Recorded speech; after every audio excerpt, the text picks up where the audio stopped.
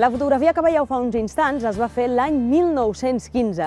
Han passat gairebé 100 anys i des d'aleshores el paisatge ha canviat molt. S'han construït més cases i on abans hi havia prats i conreus, ara hi ha carreteres i carrers.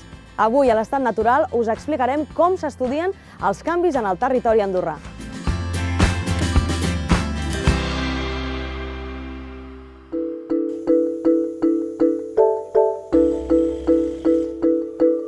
Per veure millor com evoluciona el paisatge andorrà, hem anat fins a l'Institut d'Estudis Andorrans, on elaboren els anomenats mapes de cobertes de sòl.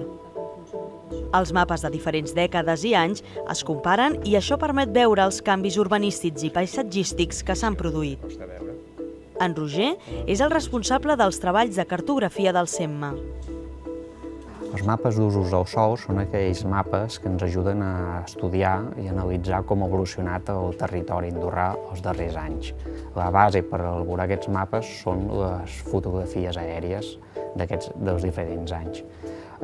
Aquests estudis ens permeten analitzar i quantificar diferents aspectes, com pot ser l'augment de les zones urbanes, la densificació del bosc o la disminució dels conreus degut al canvi econòmic que ha sofert el país darrerament. Tots aquests estudis són els que ens permeten predir en un futur cap on pot anar el paisatge andorrà. El SEMMA disposa actualment d'un mapa de cobertes del sòl de l'any 1995 i d'un altre del 1972, a més de disposar d'altres cartografies sobre vegetació de l'any 2003 o del recent 2012. Juntament amb els mapes, també es fan estudis de predicció que tenen en compte factors com els canvis socioeconòmics i culturals de la població o la variació del clima.